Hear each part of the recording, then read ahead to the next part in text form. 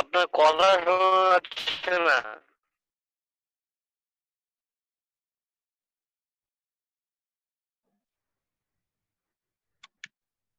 তাহলে শোনা যায় না কিছু।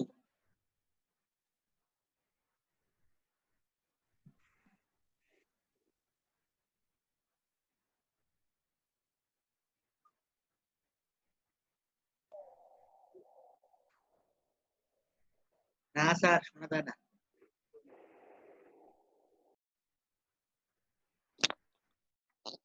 সাউন্ড আসতেছে না।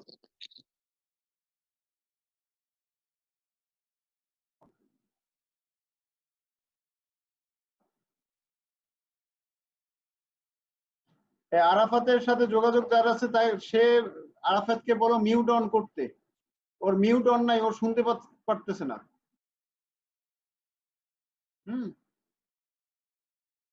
তো যাই হোক, সবাই একটু দেখো যে 1 লিটার একটা দ্রবণ,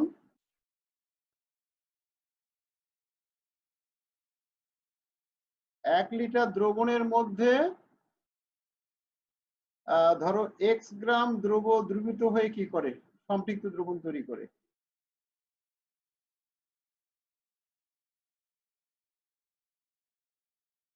তাহলে এখানকার দ্রাব্যতা S সমান সমান কি হবে? দ্রাব্যতা S সমান সমান হচ্ছে ওই যে W ডিভাইডেড বাই V। তাহলে এখানে x ডিভাইডেড বাই 1, তার মানে এককটা কি হবে? x গ্রাম পার লিটার। এখন খেয়াল করো, x এর জায়গায় 10 গ্রাম থাকলে এখানে 10 গ্রাম পার লিটার। তার মানে 1 লিটার দ্রবণে 10 গ্রাম দ্রব্য দ্রবীভূত হয়ে যদি সম্পৃক্ত দ্রবণ তৈরি করে, ওই দ্রবণের দ্রাব্যতা হবে 10। এখন যদি প্রশ্ন হচ্ছে যদি এখানে 1 লিটার না হয়ে ভি লিটার হইতো, যে ভি লিটার দ্রবণে ডাব্লু গ্রাম দ্রবীভূত হয়ে সম্পৃক্ত দ্রবণ তৈরি করে, কিন্তু আমাদের সংজ্ঞা বলছে 1 লিটারের জন্য। তাহলে 1 লিটার দ্রবণের ক্ষেত্রে কতটুকু হবে? তাহলে 1 লিটারের ক্ষেত্রে হবে ডাব্লু ডিভাইডেড বাই ভি, এটা কি গ্রাম পার লিটার। এই জন্য আমাদের দ্রাব্যতার সংজ্ঞা অনুসারে এস সমান সমান হচ্ছে কি ডাব্লু ডিভাইডেড বাই ভি। খেয়াল করো, যদি এই দ্রবণের আয়তনটা 5 লিটার হয়, তাহলে 5 লিটারের মধ্যে মনে করো 90 গ্রাম দ্রবীভূত হয়ে সম্পৃক্ত দ্রবণ তৈরি হয়েছে।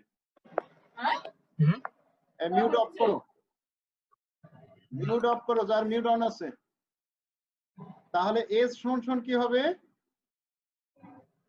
90 ডিভাইডেড বাই কি 5, কত আছে? 5 18 90 না? তাহলে 18 গ্রাম পার লিটার। তাহলে তখন তার দ্রাব্যতা হবে 18 গ্রাম পার লিটার। তাহলে এটা হচ্ছে দ্রাব্যতার আধুনিক সংজ্ঞা। তার মানে প্রতি লিটার দ্রবণের মধ্যে 18 গ্রাম দ্রব্য দ্রবীভূত হয়ে সম্পৃক্ত দ্রবণ তৈরি হয়। এখন তোমাদের আমি একটা মোলার ঘনমাত্রার বিষয়ে আর একটু ক্লিয়ার করি। আচ্ছা, মোলার ঘনমাত্রা সবার জানা আছে? সিয়াম বলো দেখি, মোলার ঘনমাত্রা কাকে বলে? মোলার দ্রবণ কাকে বলে সেটা বলো। স্যার 1 লিটার দ্রবণের মধ্যে যে পরিমাণ মানে ইয়া দ্রবীভূত মানে দ্রবণ 1 লিটার দ্রবণের মধ্যে যে পরিমাণ দ্রবীভূত থাকে তাকে ওই পদার্থের মানে মোলারিটি বলা হয়। আচ্ছা, আরেকজন ক্লিয়ার করো, আরেকজন ক্লিয়ার করো। মোলার দ্রবণের ক্ষেত্রে সহজ বিষয়, মোলার দ্রবণ হচ্ছে 1 লিটার দ্রবণের মধ্যে যদি 1 মোল দ্রব্য দ্রবীভূত থাকে, 1 লিটার দ্রবণে 1 মোল দ্রব্য দ্রবীভূত থাকলে, 1 মোল দ্রব্য যদি দ্রবীভূত থাকে তাহলে ওই দ্রবণটাকে বলা হয় মোলার দ্রবণ। সহজ কথা। এখন দেখো, 5 লিটার দ্রবণে ধরো যে সোডিয়াম কার্বনেটের যদি কি 106 গ্রাম দ্রবীভূত থাকে, 106 গ্রাম সোডিয়াম কার্বনেট দ্রবীভূত থাকে, তাহলে তার মোলার ঘনমাত্রা কত দ্রবণের? খুব দ্রুত তোমাদেরকে এটা বলতে হবে, কে বলবা?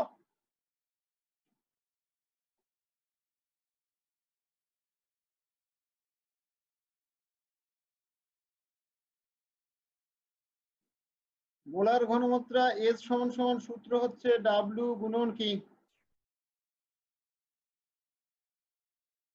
1000 ডিভাইডেড বাই কি এম ভি। এখানে ভি এর একক হবে মিলিলিটার, দুপুরে যদি 1000 থাকে তাহলে ভি এর একক হয় মিলিলিটার।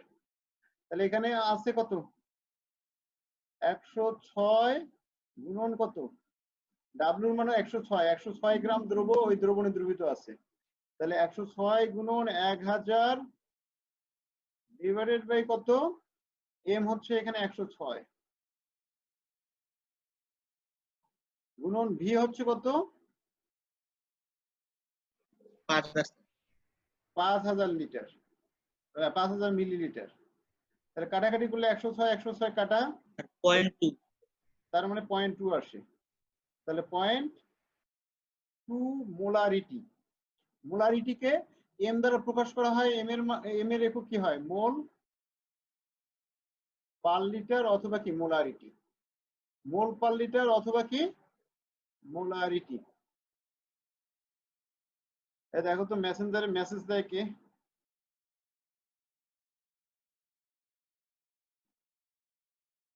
আরাফাতেই মেসেজ দিচ্ছে, ওকে ওর যদি নাম্বার থাকে ওকে মিউট অন করতে বলো। হ্যাঁ আচ্ছা ওকে।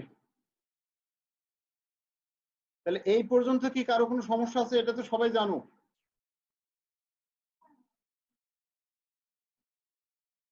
এটা সবাই জানো। তাহলে এখন দেখো যে আমাদের মোলার দ্রাব্যতা সোডিয়াম কার্বনের একটা দ্রবণ, সোডিয়াম কার্বনের দ্রবণের মধ্যে এখানে কি আছে সোডিয়াম আয়ন থাকবে আর কি কার্বনেট আয়ন থেকে। তাহলে এখানে 5 লিটার দ্রবণ, 5 লিটার দ্রবণের মধ্যে কি আছে 90 গ্রাম দ্রব দ্রবীভূত থাকবে। তাহলে এটার ঘনমাত্রা হয় 0.2 মোলারিটি। এটা সবাই জানো। এখন দেখো যদি বলা হয় এই দ্রবণে সোডিয়াম আয়নের ঘনমাত্রা কত, এবার আমরা যৌগের মধ্যে নাই, এবার চলে গেছি কি আয়নের মধ্যে। তাহলে সোডিয়াম আয়নের ঘনমাত্রা কত হবে কে বলতে পারবা তোমরা?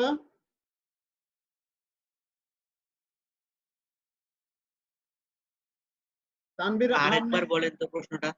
প্রশ্ন হচ্ছে এখানে এই দ্রবণের মধ্যে, এটা তো সোডিয়াম কার্বনেটের দ্রবণ,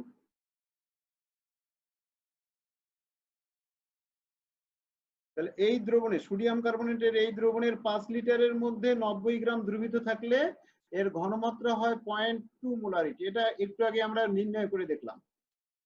এখন আমার প্রশ্ন হচ্ছে সোডিয়াম কার্বনেটের ঘনমাত্রা এখানে 0.2 মোলারিটি, তাহলে দ্রবণে সোডিয়াম আয়নের ঘনমাত্রা কত এটা আমি চাইছি। দ্রবণে সোডিয়াম আয়নের ঘনমাত্রা, ঘনমাত্রাকে আমরা থার্ড ব্র্যাকেটের মাধ্যমে এভাবে প্রকাশ করি। সোডিয়াম আয়নের মোলার ঘনমাত্রা এটা কত কে বলতে পারবা?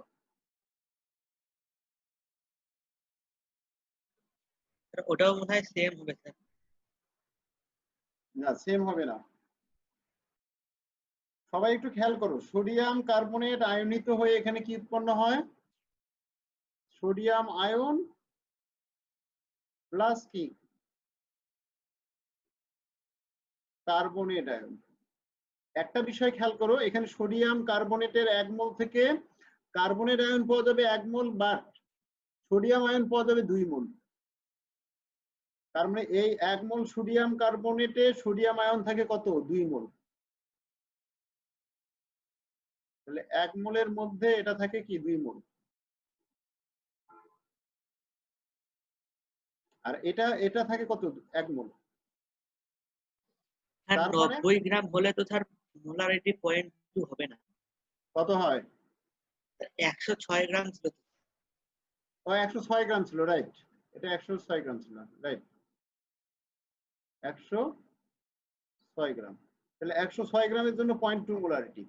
তাহলে এখানে দেখো সোডিয়াম কার্বনেটের মোলারিটি হচ্ছে কি 0.2, সোডিয়াম কার্বনেটের মোলারিটি কত ছিল 0.2। তাহলে এটা যদি 0.2 মোলারিটি থাকে দ্রবণে সোডিয়াম কার্বনেটের মোলারিটি, তাহলে এটার 1 মোল থেকে যেহেতু এটা 2 মোল পাওয়া যায়, সোডিয়াম আয়নের ঘনমাত্রা হবে 0.2 মোলারিটি।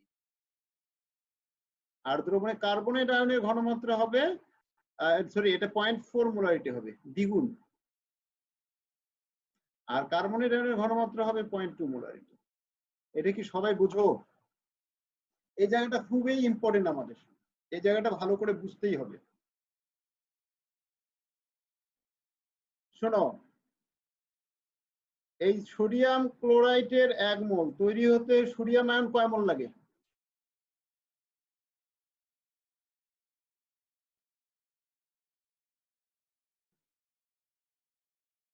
হ্যালো,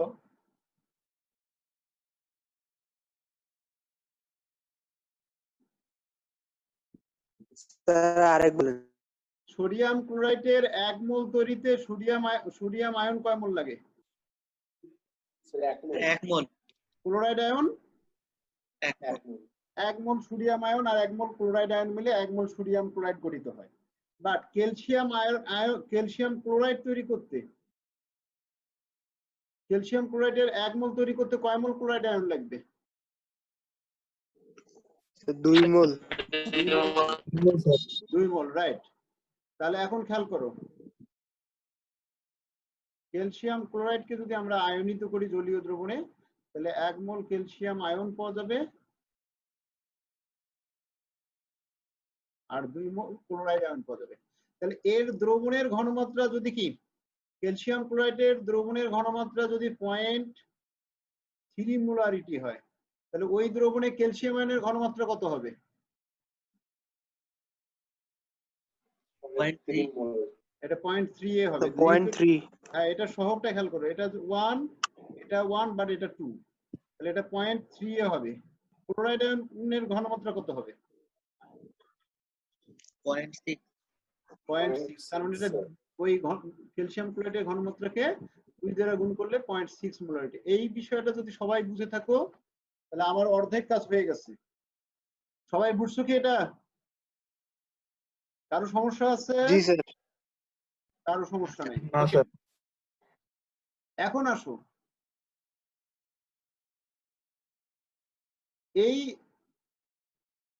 এটা হচ্ছে মোলার ঘনমাত্রার ক্ষেত্রে, মোলার ঘনমাত্রা। এখন ক্যালসিয়াম ক্লোরাইডের ঘনমাত্রা যদি এখানে আচ্ছা 10.9 গ্রাম পার লিটার হয়, এটা ছিল মোল পার লিটার, এটাও মোল পার লিটার, এটাও মোল পার লিটার। 1 মোলারিটি ইকুয়াল 1 মোল পার লিটার, এটা মাথায় রাখবা। 1 মোলারিটি ইকুয়াল 1 মোল পার লিটার, এটা সবাই জানো।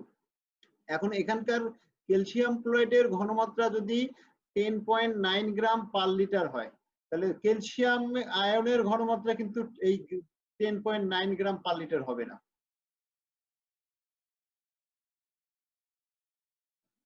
এটা কি জানো?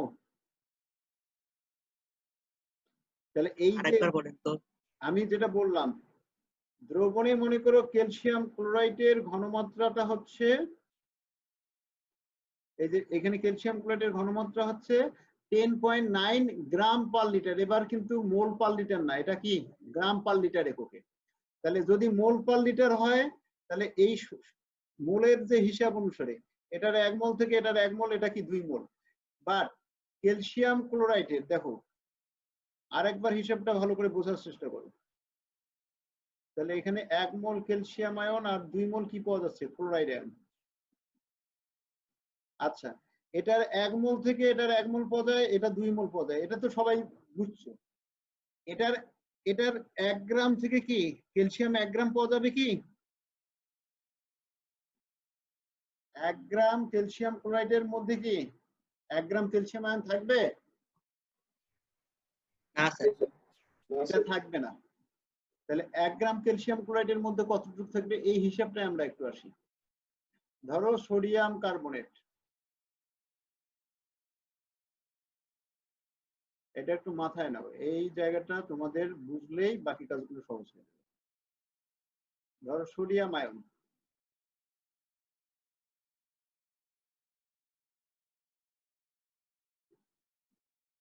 আচ্ছা, এটার 1 মোল থেকে এটার 2 মোল পাওয়া যায়, সোডিয়াম আয়ন পাওয়া যায় কি 2 মোল, আর এটার পাওয়া যায় কি 1 মোল। এখন তোমাদেরকে যদি বলা হয় এটার 1 মোল সমান সমান কত গ্রাম, 106 গ্রাম। সোডিয়াম কার্বনেটের 1 মোল সমান সমান 106 গ্রাম। 2 মোল সোডিয়াম আয়ন সমান সমান কত? সোডিয়ামের পারমাণবিক ভর হচ্ছে 23, তাহলে 2 মোল সোডিয়াম আয়নের ভর হবে 2 গুণন 23 মানে কি 46। আর তাহলে কার্বন আয়নের ভর কত হবে? কার্বন হচ্ছে 12 আর অক্সিজেন হচ্ছে 16, 3 16 48 আর 12 60। তার মানে এখানে সোডিয়াম কার্বনেট যদি 1 মোল আয়নিত হয় তাহলে 46 গ্রাম সোডিয়াম আয়ন উৎপন্ন হয় আর 60 গ্রাম কার্বনেট আয়ন উৎপন্ন হয়। তাহলে এই সোডিয়াম আয়নের ভর আর কার্বনেট আয়নের ভর সমান সমান কি হয়? সমান সমান হয় সোডিয়াম কার্বনেটের ভর। বাট মোল হিসেবে কিন্তু কি সোডিয়াম আয়নের মোল সংখ্যা আর কার্বনেট আয়নের মোল সংখ্যা যোগ করলে 1 মোল হয় না, এটা তো সবাই বুঝো। তাহলে এটার 1 মোল থেকে এটা 2 মোল, এটার 1 মোল। এখন আমার যে বিষয়টা সব সময় এই সমীকরণ ভিত্তিক হিসাবে যেটা আসবে সেটা মোল দিয়ে হিসাব করবে, সব সময় কি করতে হবে মোল দিয়ে হিসাব করবে। আমরা এখন মোলার ঘনমাত্রায় চলে যাব। আচ্ছা,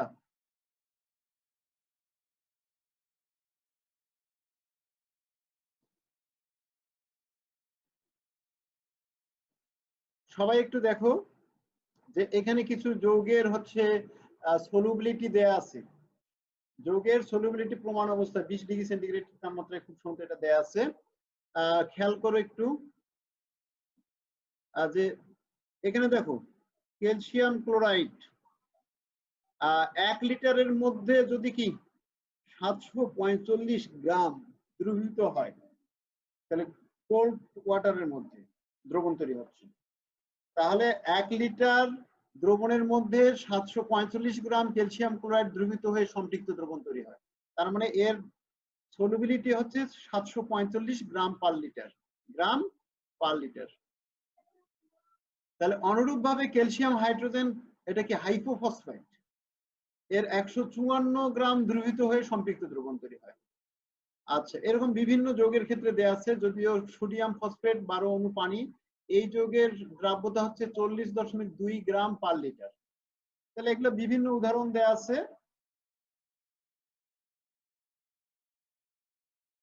এখন মোলার দ্রাব্যতা কাকে বলে? এর আগেটা ছিল হচ্ছে গ্রাম পার লিটার এককে। তাহলে নির্দিষ্ট তাপমাত্রায় কোন সম্পৃক্ত দ্রবণের মোলার ঘনমাত্রাকে মোলার দ্রাব্যতা বলে। মোলার ঘনমাত্রা কি? 1 লিটার দ্রবণে যত মোল দ্রব্য দ্রবীভূত হয় তাকে বলা হয় মোলার ঘনমাত্রা বা মোলারিটি।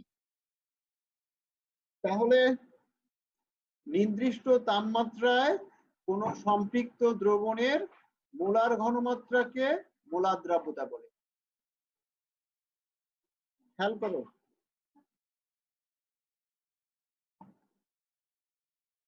এই দ্রবণটা অবশ্যই কি হতে হবে? সম্পৃক্ত দ্রবণ হতে হবে, সম্পৃক্ত হতে হবে। আর এটার 1 লিটারের মধ্যে, এর আগেরটা ছিল 1 লিটারের মধ্যে কত গ্রাম, এক্স গ্রামের দিয়ে হিসাব করছে, আর এখানে 1 লিটারের মধ্যে এন মোল। এবার গ্রামের হিসাব না, মোলের হিসাব। তাহলে 1 লিটার দ্রবণে এন মোল দ্রব্য দ্রবীভূত থাকলে ওই দ্রবণের মোলার দ্রাব্যতা হবে এন। তাহলে এই যে এখানে মোল সংখ্যাকে এন দ্বারা প্রকাশ করা হয় আর লিটার এককে আয়তনকে বড় হাতের ভি দ্বারা প্রকাশ করতেছি। তাহলে এস সমান সমান এন বাই ভি। এই সূত্রগুলো তোমরা 9-10 পড়ছো, এস সমান সমান এন বাই ভি। এখন এন সমান সমান আবার কি জানি? W by M. এন সমান সমান হচ্ছে W by M, W divided by কি এম ডিভাইডেড বাই কি ভি সমান সমান কি দাঁড়ায়? ডাব্লিউ, এটা ভি এর নিচে মনে করো 1 আছে, তাহলে উপরেরটা হচ্ছে লব আর নিচেরটা কি হর। তাহলে ডাব্লিউ ডিভাইডেড বাই এম গুণন কি 1 ডিভাইডেড বাই ভি। এই ভি এর একক কিন্তু লিটার আর এখানে ডাব্লিউ এর একক কি গ্রাম, মাথায় রাখবা। তাহলে গ্রাম এককে ভরকে পদার্থের আণবিক ভর দ্বারা ভাগ করলে কি পাওয়া যায়? মোল সংখ্যা পাওয়া যায়। এটা কি সবার জানা আছে? দ্রব্যের মোল সংখ্যা সমান সমান গ্রামে দ্রব্যের ভর ভাগ দ্রব্যের আণবিক ভর। সবার জানা আছে তো না? ওকে, তাহলে এখন দেখো এইখানে ডাবল জিরো দেওয়া আছে, এই ডাবল জিরোটা হয়ে যাবে আসলে 1000। ডাবল জিরোটা নোটের মধ্যে 1000 করে নিবা। আচ্ছা, তাহলে ডাব্লু হচ্ছে গ্রাম এককে ভর ডিভাইডেড বাই এম হচ্ছে আণবিক ভর, আর এইখানে বড় হাতের ভিটা হচ্ছে লিটার এককে আয়তন দ্রবণের, আর স্মল ভিটা হচ্ছে মিলিলিটার এককে আয়তন। তাহলে যখন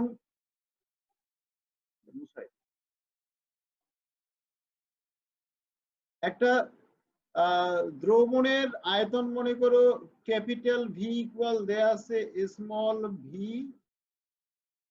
মিলিলিটার। এখন আমাদের সূত্রে কিন্তু এখানে আয়তনটা কি হতে হয়? লিটার হতে হয় না? তাহলে এটা স্মল মিলিলিটারকে লিটার করতে গেলে কি করতে হয়? স্মল ভি ডিভাইডেড বাই কি 1000, তখন এটা হয়ে গেল লিটার। তাহলে মিলিলিটারকে 1000 দ্বারা ভাগ করলে লিটার হয়ে গেল। তাহলে এখন এখানে ক্যাপিটাল ভি এর জায়গায় আমরা স্মল ভি ডিভাইডেড বাই কি 1000 বসাচ্ছি। তাহলে 1000 বসালে এটা তখন থাকবে না, ওই 1000টা যখন উপরে যাবে তখন গুণ হয়ে যাবে। তাহলে এটা হচ্ছে সূত্র কি? মোলার দ্রাব্যতা নির্ণয়ের সূত্র হচ্ছে ডাব্লু গুণন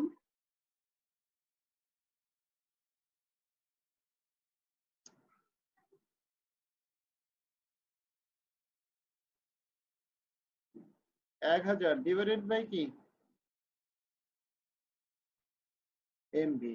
এই সূত্রটা প্রয়োগ করে আমরা মোলার দ্রাব্যতা বের করতে পারি। এটা সমান সমান আবার কি N divided by capital V. N হচ্ছে মূল সংখ্যা আর ভি হচ্ছে লিটার এককে আয়তন। ওকে, এই সূত্র তোমরা 9-10 পড়ছো। তার মানে নির্দিষ্ট তাপমাত্রায় কোন সম্পৃক্ত দ্রবণের মোলার ঘনমাত্রাকে মোলার দ্রাব্যতা বলে।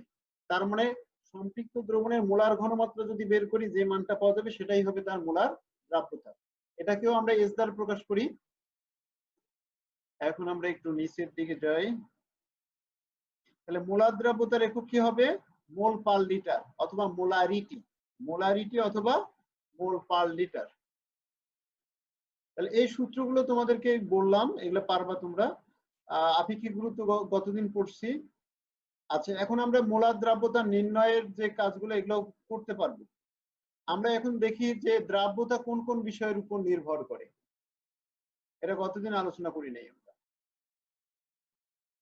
দ্রাব্যতা কোন কোন বিষয়ের উপর নির্ভর করে? তাহলে পদার্থের দ্রাব্যতা তিনটা বিষয়ের উপর নির্ভর করে, একটা তাপমাত্রা, একটা চাপ, আর একটা কি দ্রব্য ও দ্রাবকের প্রকৃতি। মুখস্থ করে ফেলো।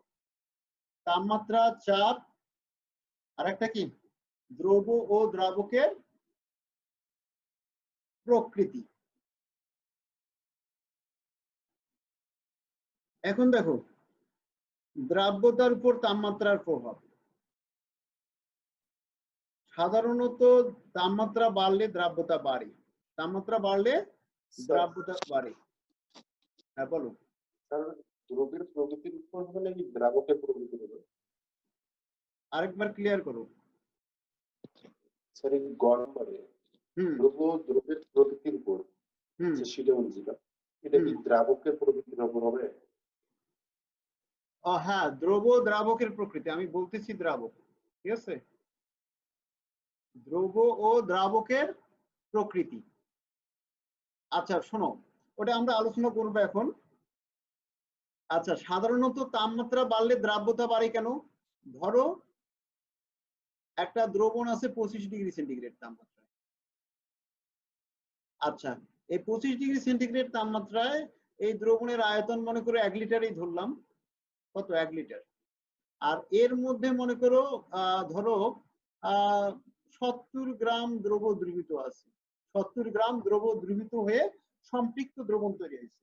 এখন তাপমাত্রাটাকে যদি বাড়ায় আমরা 50 করি, বাড়ায় কি করলাম 50 ডিগ্রি সেন্টিগ্রেডে নিয়ে গেলাম, তাহলে ওই দ্রবণের আয়তন কি 1 লিটারই থাকবে না একটু বাড়বে? তাপমাত্রা বাড়লে আমরা জানি দ্রাবকের আন্তঃআণবিক ফাঁকগুলো বাড়বে, দ্রাবকের আন্তঃআণবিক ফাঁক বাড়বে, দ্রবণের আয়তন বাড়বে। দ্রবণের আয়তন বাড়লে এর মধ্যে দেখা যাবে যে আরো দ্রব্য যোগ করলে দ্রবীভূত হবে।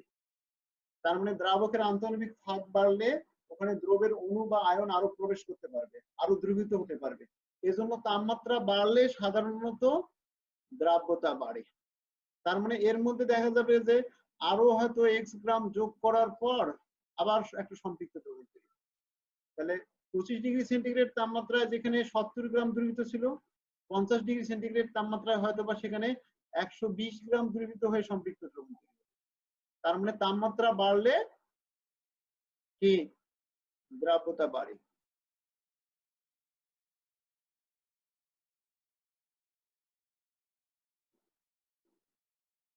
ওকে, সবাই একটু খেয়াল করো। কারণ তাপমাত্রা বাড়লে দ্রবের অণুগুলোর গতিশক্তি বাড়ে, তাপমাত্রা বাড়লে দ্রবের অণুগুলোর গতিশক্তি বাড়ে এবং দ্রাবক অণুর আন্তঃআণবিক ফাঁক বাড়ে। দ্রাবক অণুর আন্তঃআণবিক, তাহলে দ্রাবকের অণুগুলো পরস্পর থেকে দূরে সরে যায় আর দ্রবের অণুগুলোর গতিশক্তি বাড়ে। এ কারণে তাপমাত্রা বাড়লে দ্রাব্যতা বাড়ে।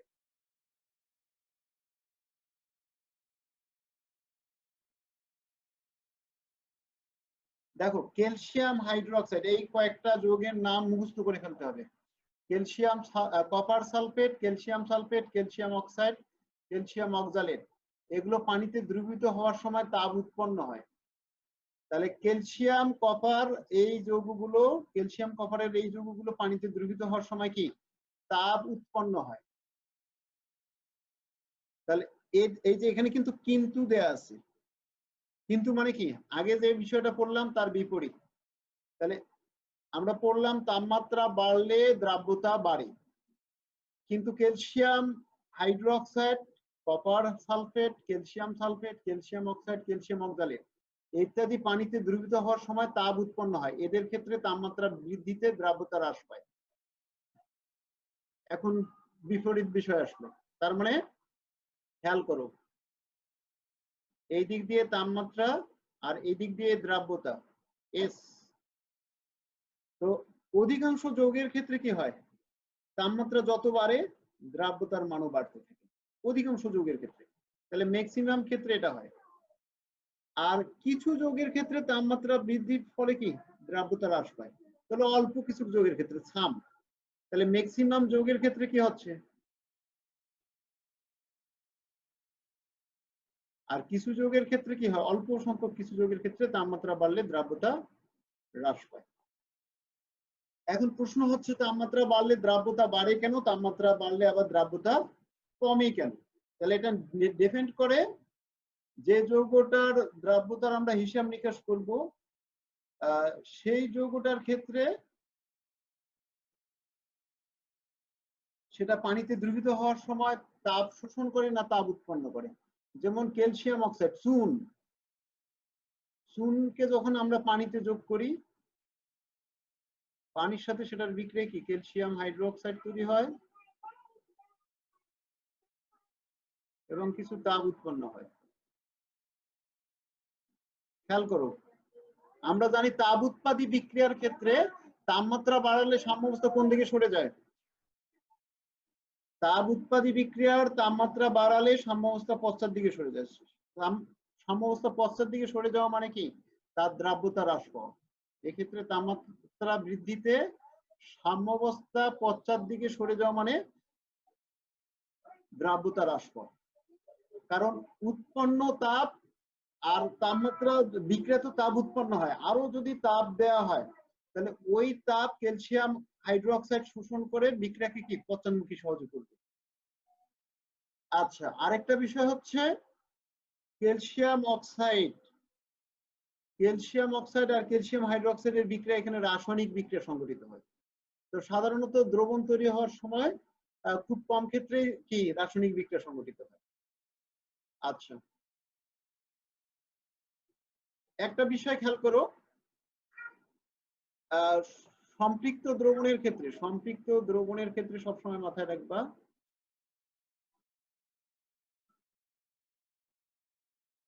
এই যে কিছু অদ্রবণীয় পদার্থ থাকে যেগুলো সময়ের সাথে দ্রবীভূত হয়, আর কিছু আয়ন আবার পরস্পরের সাথে যুক্ত হয়ে অধঃক্ষেপ করে। তাহলে সম্পৃক্ত দ্রবণের ক্ষেত্রে এই দ্রবীভূত হওয়ার হার, দ্রবীভূত হওয়ার হার আর কি এই আয়নগুলো পরস্পর যুক্ত হয়ে আবার অধুক্ষিপ্ত হয়, অধুক্ষিপ্ত হওয়ার হার পরস্পর সমান থাকে।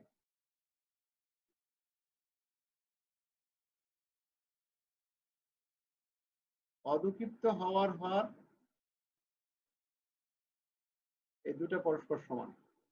তাহলে সম্পৃক্ত দ্রবণে এই যে অদ্রবণীয় যৌগগুলো কিছু কি দ্রবীভূত হয় আর কিছু আয়ন পরস্পর আবার যুক্ত হয়ে কি অধুক্ষিপ্ত হয়।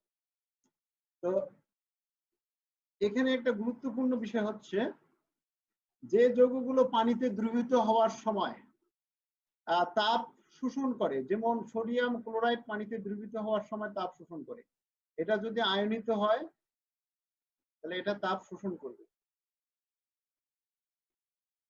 তাহলে সোডিয়াম আয়ন আর কি হয়, ক্লোরাইড আয়ন হয়। এক্ষেত্রে মাথায় রাখবে এটা তাপহারী প্রক্রিয়া। তাপহারী প্রক্রিয়ার ক্ষেত্রে আমরা জানি তাপমাত্রা যত বাড়ানো যায় সাম্যাবস্থা তত ডানি সরে যায়।